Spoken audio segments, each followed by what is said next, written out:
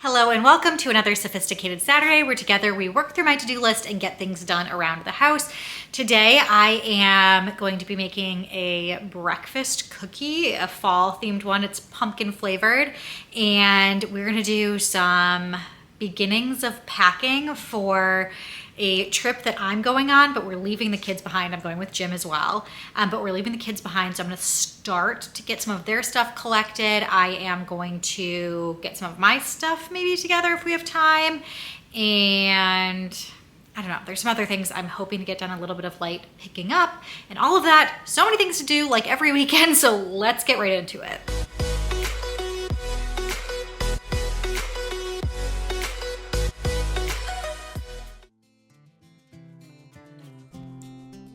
Okay, let's get right into it. I'm starting with some of the packing because I just feel like that's a great place to start, and I'm going to do the kids first because I have no idea what I'm going to wear to this wedding. It is in the mountains. We ended up going to Telluride, Colorado, and if you don't know, I used to live in Denver for, it was like 11 or maybe a little bit longer than that years. I went to college there, I went to law school there, and in all of my time living in Colorado, I had never been to Telluride, and it was stunning. So I'm recording this voiceover after we've already been back from our trip. The leaves were so beautiful. It was just the perfect timing to go there, and my friend whose wedding it was, I knew she was going to pick the most beautiful time of year. She's from Colorado, a mountain girl at heart, so it was just really fun to do. But this was also the first time that I was leaving Henry behind. I had put him to bed pretty much every single night except for one. We hired a babysitter so we could go to a football game one night. But short of that, this is going to be my first full night away from him. I've been away from Owen before, but it's always a lot when you are leaving a baby or a kid, a child, under the age of 1 because there's either breast milk or formula. I breastfeed, so it's just a lot. I had to pack bottles and bring all of the milk. It was stressful to make sure I had enough milk left over in the freezer to last that entire time. And then I also have to pack pumping supplies and milk supplies for when I was gone at the wedding because you have to pump like every 3 or so hours, and it's just a lot when you're traveling on a plane and going to a wedding and stuff to try and manage all of that, but also just packing up both kids feels like it filled up the entire trunk of our car. I do luckily have a packing list that I've created for both babies and toddlers. And that is available. I will link it if you are interested. You have babies or toddlers. So I knew going through that packing list, I had to also pack things like feeding supplies. And Henry's of the age that he's not only still having milk, but he's also eating solids. So I had to do both of those types of things for him. And then also some plates and stuff for Owen because I don't need him breaking my in-laws' nice dishes. So I packed him all of that. They also don't really have as many kid-friendly snacks or snacks that I want my kids eating, so I packed a bunch of snacks for both of them. It's clearly just a lot.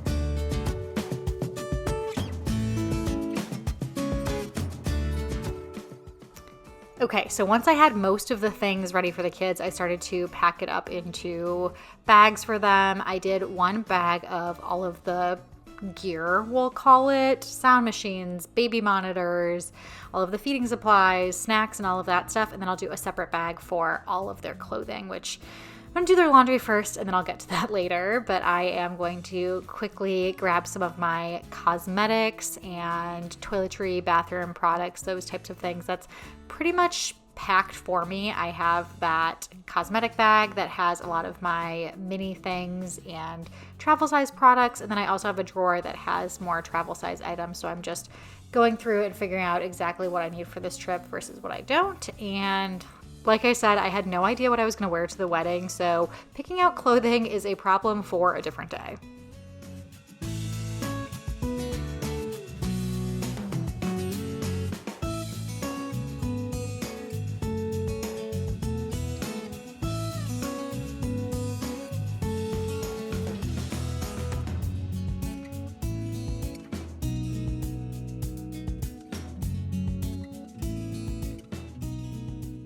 So now I'm going to make some healthy pumpkin breakfast cookies. This is a recipe I have not made before, and they say that they're healthy, and most of the ingredients, or all of the ingredients, really are pretty healthy, with the exception of it does call for chocolate chips. It says white chocolate chips, but in the recipe notes, it's actually a very flexible recipe in the sense that they say you can use other types of chocolate chips if you prefer. There's peanut butter. They say you can use any form of nut butter that you prefer again. But I think I'm gonna do like a double batch and do half of it with chocolate chips. I pulled out dark chocolate chips just because that's what I have. Sorry, I'm looking at the recipe. I'm gonna double it. So 2/3 of a cup of peanut butter. So I think I'm gonna do half of it with chocolate chips and make it maybe a little bit less healthy, and the other half without chocolate chips. The only other ingredient that's maybe not super healthy is there are dried cranberries as well, which are just like a little bit of sugar, but not too bad. So I did 2/3 of a cup of peanut butter. Let's see how much pumpkin pie puree. I need 1 cup of pumpkin pie, or just pumpkin puree. I shouldn't be saying pumpkin pie. It's just pumpkin puree, and then 2 eggs. So I'm doing all of the wet ingredients first, and then I will mix in the dry ingredients. I love a good recipe that you can just easily make in a bowl like this. You don't have to take out the mixer. There's not 1 million steps. It's like making muffins. Muffins are always so quick and surprisingly easy to make, but delicious. And hopefully this is a recipe that pretty much the whole family can enjoy. I'm not gonna give it to Henry just because it has hard nuts in it, and it's probably a little too, and cranberries too, but a little too sweet for like a 9-month-old baby. Okay, a teaspoon of pumpkin pie spice, so I gotta double that. We're doing 2 teaspoons of pumpkin pie spice. That's too much. Got a little bit of salt, half a teaspoon of salt. There's also just not a lot of ingredients here, which is nice that it's possible, like me, you have all of these ingredients on hand. When we head towards fall, I always just get a few cans of pureed pumpkin because I know that I'm going to be making fall treats and I'm going to use it, so it does end up getting used. Okay, we did pumpkin, puree, eggs, peanut butter, pumpkin pie spice, salt. We gotta do 2 cups of oats. I'm just using a half cup. 2, 3. That one was a little bit under. Do a heaping spoonful. And then a half a cup of cranberries, half a cup of pumpkin seeds, and half a cup of chocolate chips is what it should be.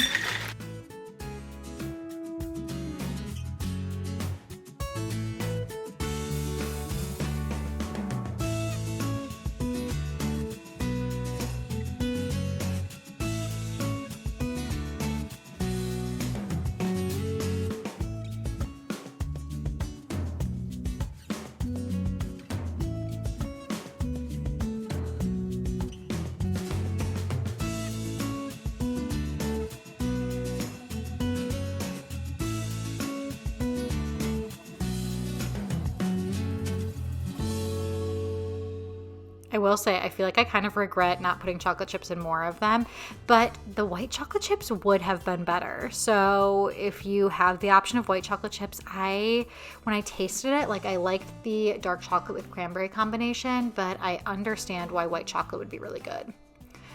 Okay, now we're back upstairs, and one of the other tasks that I have today is switching out some clothing that the kids have grown out of. So I have a bin. If you followed me, you know this. I have a bin in each kid's closet that says too small. So I only have to do this every now and then, but when the bin starts to fill up, I take all of their clothing that's too small, and in Henry's case, who's our baby, transfer that to bins for a potential future child.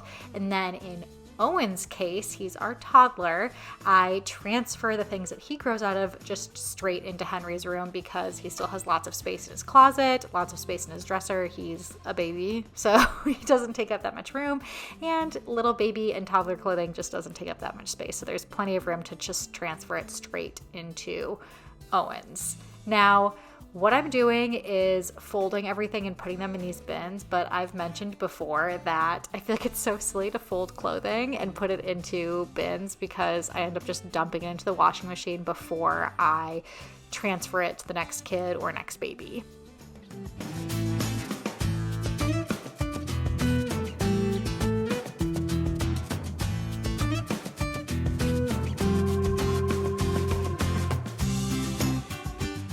Okay, so you saw that I grabbed stuff from Owen's closet. I have that I'm going to put into Henry's dresser. And I'm also realizing that I probably should have gone through his dresser, Henry's dresser first for more stuff that's too small on him because there were a couple of other items in there.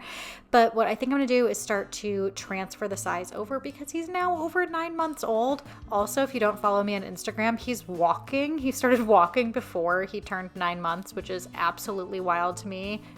He's obsessed with walking everywhere. It is so cute. He just looks like this teeny tiny little waddling baby, but he can literally walk across a room. It's not like he's taking steps. He is truly walking, which is so exciting to see, but I can't believe we're getting close to a first birthday, and it just goes by so fast. And I knew it would, but it always does. So it is bittersweet switching out all of the clothing sizes and everything, but being organizing obsessed, I actually secretly kind of like doing this, and baby clothes and toddler clothes are so cute. So I love when I get to switch things out and put them in new outfits and stuff. Even if it's hand-me-downs from Owen, it's still really exciting to switch out their clothing. And when they get bigger, they're in clothing sizes for so long that I kind of get bored of them wearing the exact same thing over and over and over again.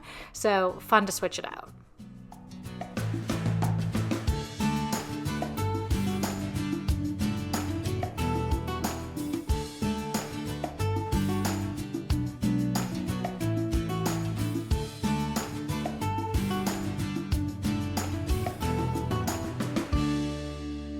This whole process takes so long, and I feel like people don't think about the process of rearranging kids' clothing. Obviously, I go probably a little bit further than most with all of the labels and whatnot, but just the task of managing kids' clothes because they switch clothing so fast, especially babies. So like Henry, I just pulled out, like I said, all of his 6 to 9 month clothing, and then there's some stuff that still fits, or it's like 6 to 12. So I've moved all of that up, taken advantage of this drawer, and I have like a rotation. So I'm moving the next set down after he is done with his 12 month clothing. Then obviously he's going to go to 12 to 18. So I'm just kind of transferring that stuff over right now. And then these labels I can easily move over. Down here, I think I should have, let's see, like 18 to 24 month stuff. So I will move that up. And then a lot of the stuff that I grabbed from Owen's is going to be like 2T stuff that he's already grown out of. There's even one 3T thing that he's already grown out of, and he's not 3 yet. I think just sometimes things don't quite fit the same. All brands are different. So I also do that, like as I've learned from Owen, because most of these things are hand-me-downs, I will put them in the size that it fits most like, as opposed to putting it in the size that the tag actually says, because I've learned lessons. So transfer that over. Can just easily move these labels. They don't damage the drawers or anything, which is really nice. And then I am going to sort through his other clothing there, Owen's other clothing, and put it for Henry in these drawers.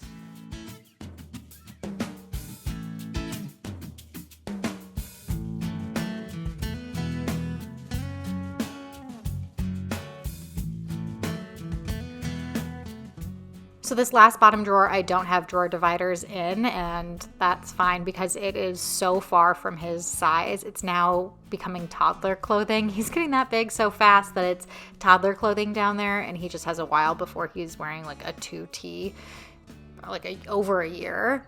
And so I don't need dividers in there. I feel like it's just an unnecessary expense because it's a drawer that doesn't really get used.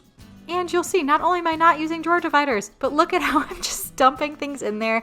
I am probably going to wash everything one more time before I transfer that up. And that's almost a better signal to me when it's in a pile like that I should wash it.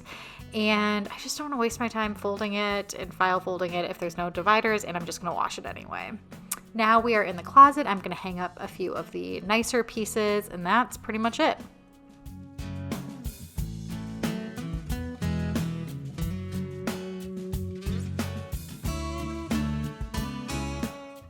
And I don't have quite enough room in the guest room for all of the kids' clothing and shoes, so I have been storing sleep sacks and swaddles and extra shoes in the basement. So I'm putting some of the big shoes that don't fit into Henry's closet because he has so many shoes waiting for him already, and some of the sleep sacks as well.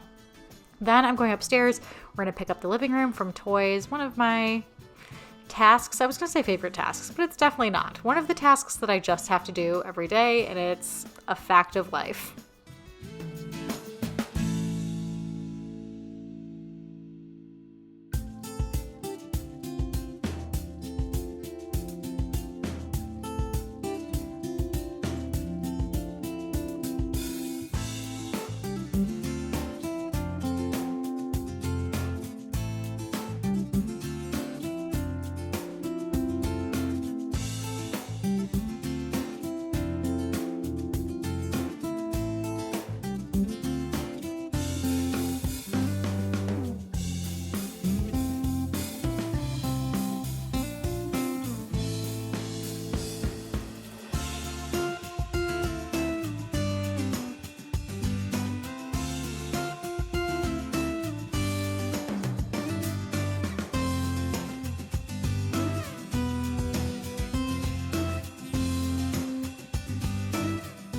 Finally, we are going to head upstairs and I'm going to do a bit of vacuuming. It's been a while since I have vacuumed our bedroom, so I'm going to get to vacuuming, and it was shocking how much dust and debris, I guess, like little pieces of stuff you can get in your vacuum when it's been a while since you vacuumed.